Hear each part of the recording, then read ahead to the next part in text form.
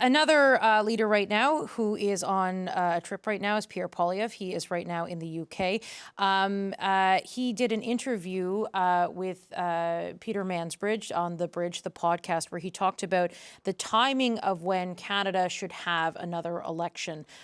Kate, I'm going to start with you on this. What do you make of the Conservative leader saying that Canada should not have an election until there's been a review of the CUSMA trade deal that's coming up on, that the starting point is July 1st, and then it's going to go from there. Who knows how long it's going to take? Yeah, well, I think important to note, it's a review and perhaps not a renegotiation. If we find ourselves in a full-scale renegotiation and something as existential as what we were dealing with in the 1980s, perhaps that question ought to be put to Canadians. But I think Poilievre's point is we just had an election about the nature of the relationship between Canada and the United States. There was a winner based largely for a lot of Canadians on who was best to manage Donald Trump and secure that economic and security partnership.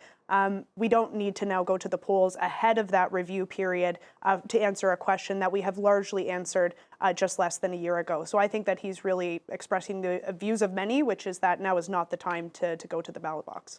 Vandana, are there still sort of, rumblings that the Prime Minister's office and everyone around Mark Carney is thinking, should we go now? Should we go now? Would that be something that's sort of within our realm of possibility? I don't think so. I think the Ottawa chattering class is talking about it, but I don't think Prime Minister Carney wants an election at all. I think he will feel the exact same way as Mr. Poilievre. If you look at what he's even done today, he has more to do, and he knows that, if you pause for an election, you're going to waste a lot of time. And Canadians just they're not in the mood for this, to be honest. They're feeling uncertain. They want to focus on the economy, focus on their livelihoods and the cost of living, and I don't think the Prime Minister is interested in an election at all. Zane, what do you make of this? I mean, listen, if you're Prime Minister Carney, it might be political malpractice to not go to the polls if you're seeing the leads that you are in consistent poll after poll after poll in some ways, telling you you're going to take regions of the country that you haven't even been able to make a play for in a generation. Now, it depends on how much of a sugar high some of those polls are and how much you want to believe them. On the Poilievre question, of course, right? I think so beyond the fact that I think it's good politics for Poilievre, which I'll explain in a second, it also logically tracks to what Kate was saying. But to be clear, if there was an election that happens imminently, Pierre Poilievre loses, and then Pierre Poilievre is done. So of course he doesn't want an election, because right now he'd rather give up a majority to Mark Carney and earn a bit of time and maybe deal with some conservative infighting than go to the polls, which means that he loses and he's out immediately in a matter of 28 or 35 days. So I think that's the political dynamic as I see it right now with those two leaders. Kate, what do you make of that assessment? I think that there is good politics right now around leaders working together, and I think that has been the case for really a couple of months now. You see it happening in terms of legislative cooperation in the House. I think we're in a moment in time where a lot of Canadians are tired of bickering and they want to see action. And I think that the Conservatives, at least, are they're inoculating themselves from an accusation that they're being disruptive to some of these major items progressing in the House. There's going to continue to be room for debate and room for criticism. But on some of the big stuff, I think that Canadians will likely appreciate that parliamentarians are trying to keep things moving. Rob, do you think that Canadians have the appetite for any sort of election anytime soon? Probably not, but if the Liberals weren't lusting for an election right now, it would be a negation of the nature of politicians. So do I believe that they're not lusting? I don't believe that. I believe that they are lusting, but they know they need a pretext.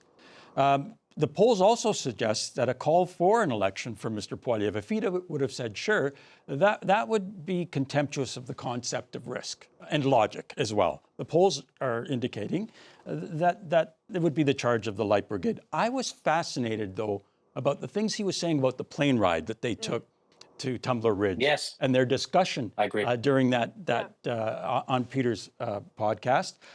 I think some of what he was talking about brings us as close to a national unity government on a narrow range of issues, the issues I think that are predominant in Canada today, as we've been in a long, long time. And if you're a Conservative, I think that you should be content about the posture and the statesman-like nature of what he's saying. Let's not call it a pivot, because they say that's not happening. Certainly there is an evolution. And it's a two-way street, and it needs to maintain being a two-way street. It can't just be acceptance of the government agenda for acceptance sake and to avoid an election. There needs to continue to be an exchange about some of the more problematic legislation or troubling amendments that are being brought forward. C9 comes to mind for me as an example of where the government and the opposition are worlds apart. Can you maybe move ahead on some other legislation, for example? So that this only works so long as both parties are coming to the table in an exchange and give and take to try and make Parliament work. Zane, I thought I heard you agreeing with some of that in there about the podcast. I've criticized Poilievre for being stuck in 2024 and even criticized him last week for his speech being stuck in 2025. But let me tell you, I thought Pierre Poilievre was excellent on that podcast. Now, I don't know if that's worth anything to him from a New Democrat in Alberta, but I thought he sounded great. I think he sounded different. The part and the anecdote about right away saying I have respect for the prime minister, very different than where he was with Justin Trudeau. Even the thoughtfulness and the tone of some of the answers that he gave. I'm not ready, like Rob, to call this a pivot, but I do now know that Pierre Poilievre has a different gear. How often that gear can appear and how consistently that can make its mark beyond this file in this moment is the TBD on Pierre Poilievre 3.0, because we are at Pierre Poilievre 3.0 right now. Vandana, what do you make of it? I think he has understood that his, how he's carried himself in the past has led to people just frankly not liking him. If you look at polls, looking at, he just has such high unlikabilities. And I think he's thinking about, this is a different opponent I have and a different place in Canada. So it makes sense for me to try to show this other posture. Now, going back to what someone else said, it depends how long it lasts. He had a foreign policy speech related to Canada-US. He's spoken on this podcast. He's speaking to media that he hasn't spoken to in quite some time or ever. So I think, can that continue to give him enough time to earn trust from not only just his caucus and his base, but to a broader set of Canadians to give him maybe an opportunity to allow him to be their coming of their prime minister? We will have to see. Kate, is this Poilievre 3.0? I think that they're trying on some different hats to see what fits, and the times call for a different posture. Really, Canada is in a bad place. We're in an uncertain place at a minimum. Going to another election is politically unwise for the opposition. I think Canadians wouldn't want it, and so I think that what Poilievre is trying to do right now is demonstrate that he too has leadership qualities to bring to the table. He is capable of working with other people. It's not just, kind of the conservative way or the highway. And again, I think that we have seen the government look to the Conservatives to provide some proposals and solutions on things, and that provides an opening for Poilievre to take some credit for that, the achievement of that middle ground. Rob, were you expecting to hear the tone and sort of the gear change that you heard from Poilievre in this conversation? I think so. I think I was... Again, if I go back to the podcast, I was surprised at how well it was executed. Listen, I used to talk to Pierre Poilievre from time to time, and he did not seem to me, when I talked to him, to be the guy who was the rumbling bulldozer prepared to dismantle institutions across the country. I thought he was more thoughtful than that, and I thought that he came across as thoughtful on the podcast and thoughtful in terms of his approach to Canada-US relations. He didn't agree with the Prime Minister entirely. He suggested other avenues, which is what you want an opposition leader to do. So surprised, no, but I think if you're a Conservative, I think you should probably welcome the change of approach. And Zane, do you think this is sort of a result of lessons learned after what happened in the last federal election?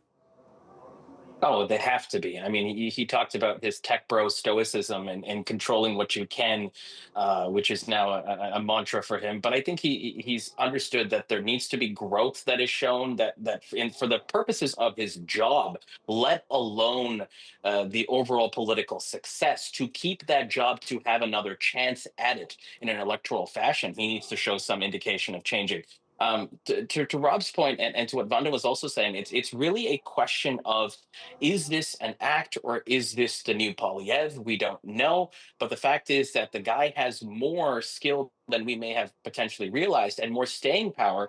That's something that Conservatives might be happy about, especially if their theory of the case is that we at some point are going to move away from the Canada-US file, and it's going to be something in Pierre Poilievre's court, something he engineers as an issue or a policy that is fundamentally in the Conservatives' ballot box frame, and that is where he can ultimately shine. But to show a bit of dexterity here, not a bad thing at all. Vandana, do you think that if, Mark Carney, I know that you say that you don't, the Liberals in the Ottawa sort of chattering class is all excited about possibly, could there be an election? Are the Liberals considering it? But do you think that if Poilievre is not successful, if there is another general election, is that sort of it for him? That this is an essential pivot in order to sort of, show that he can show a different side and he can compete if he is up against Mark Carney again? I think it is. I think people appreciate Mark Carney's candor. And I think what Mr. Poilievre learned, and what I've seen for politicians who've been there for a very long time, that bulldog attitude has worked for him for so long. I think he's seen, and it worked for him so well against Justin Trudeau, and that he could have been the prime minister. And I think he's seeing that shift. And I think he wants time to show this side of himself, so that should it come to an election, for whatever reason, that people might look at him differently and might say, maybe things aren't working for us. Maybe I should give him a chance. Maybe he's not what I thought he was. Maybe I do like this guy. So I think he is trying to try something else. But I think, again, it depends how long will this go, but also can it penetrate into the minds of Canadians? We all listen to The Bridge. We sit in those Bay Street audiences for those talks, but not every working mom across the suburb does. So how do you take that persona and make sure other Canadians see it too? And that's going to be his challenge. All right, we will leave it there for the Power Panel for now. Thank you so much, everyone, for coming in. I really appreciate it. Vandana, Zane, Kate, and Rob, thank you so much.